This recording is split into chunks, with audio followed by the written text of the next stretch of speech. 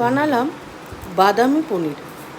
সে বাদামি পনির বানাতে যেটা অবভিয়াসলি বাদামি বেশি পরিমাণ লাগবে, তো তার জন্য প্রথমে আমি করেছি এখানে ক্যাপসিকাম একটা আধা ছোটো টুকরো করে কেটে নিয়েছি, আর টমেটো একটা ছোট ভেতরের বীজগুলো ফেলে কেটে নিয়েছি।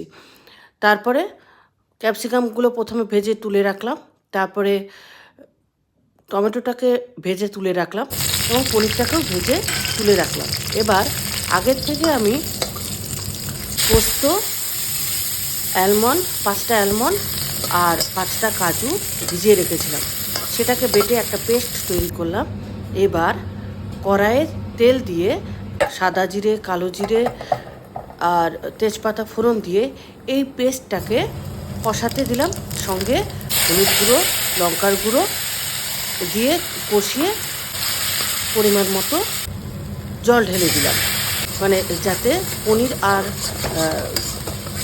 ক্যাপসিকাম আর টমেটোটা অল্প মজতে পারে সেই পরিমাণ জল দিয়ে এবার আগের থেকে আমি জিরের গুঁড়ো, গোটা জিরে আর শুকনো লঙ্কা দুটো তেলে ভেজে উঠিয়ে রেখেছিলাম, সেটাকে বেটে ফিনিশিংয়ে এটা দিলাম। এবং আরেকটা একদম লাস্টে 4টে কাজু বাদাম, 4টে অ্যালমন্ড আর 2টো এলাচ, দারচিনি আর একটু হলুদ দিয়ে গ্রাইন্ডিং করে একটা আধা ভাঙা একটা পেস্ট তৈরি করে